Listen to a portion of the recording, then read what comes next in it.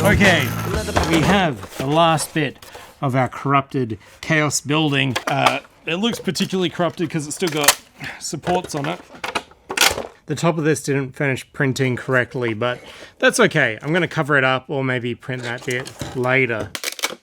I also made some more teeth. I used the absolute worst polymer clay ever. I was trying to save some cash and it ended up being really difficult to work with, so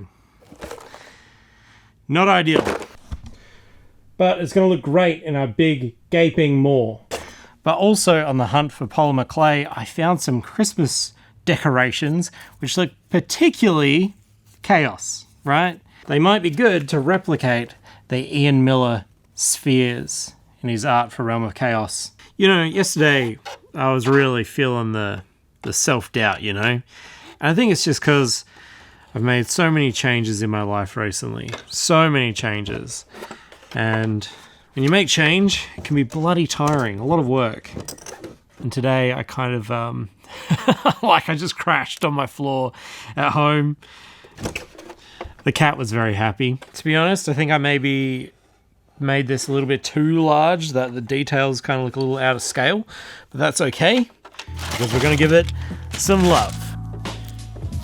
My goal for this chaos building is to incorporate a lot of the weird bits you've been sending to my PO box. Thank you so much for that.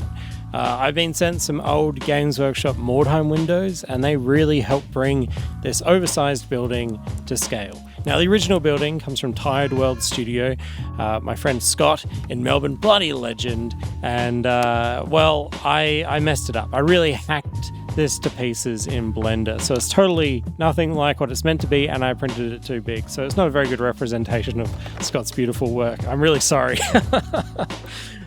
Also, on top of that, I managed to assemble the building wrong. I glued the ground floor upside down. Don't ask me how I did it. My brain was elsewhere, and I just have to roll with it. But that's okay. That's chaos. It's something that could absolutely happen in a surreal dreamscape in the Chaos Waste, right?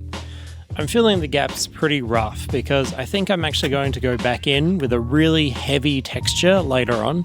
So I'm not really worried about things not being perfect because it will either get covered up or blend in.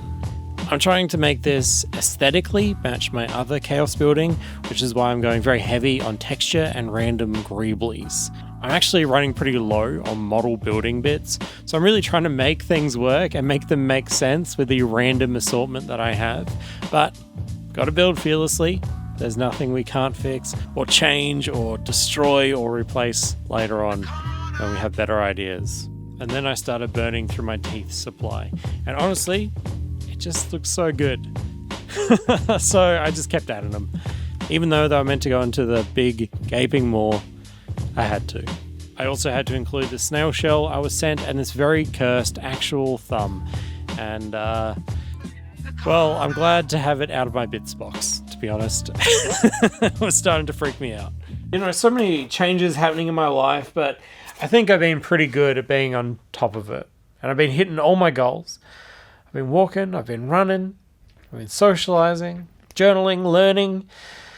Except yesterday, I watched the sun come up. Fuck. You know, some days I just feel like I don't do enough fast enough, and it makes me want to stay up and cram more in because I feel like I'm not achieving what I want to achieve. And,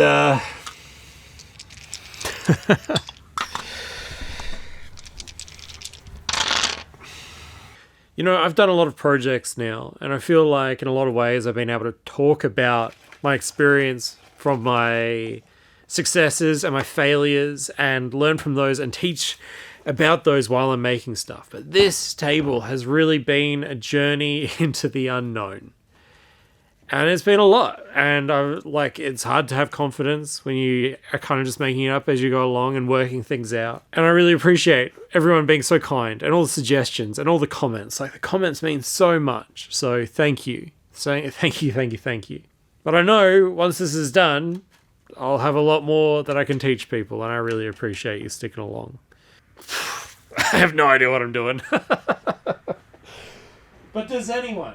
I think kind of a big thing is that at the start of a project, you make so many changes. Things really look like they're moving at 1,000,000 miles an hour.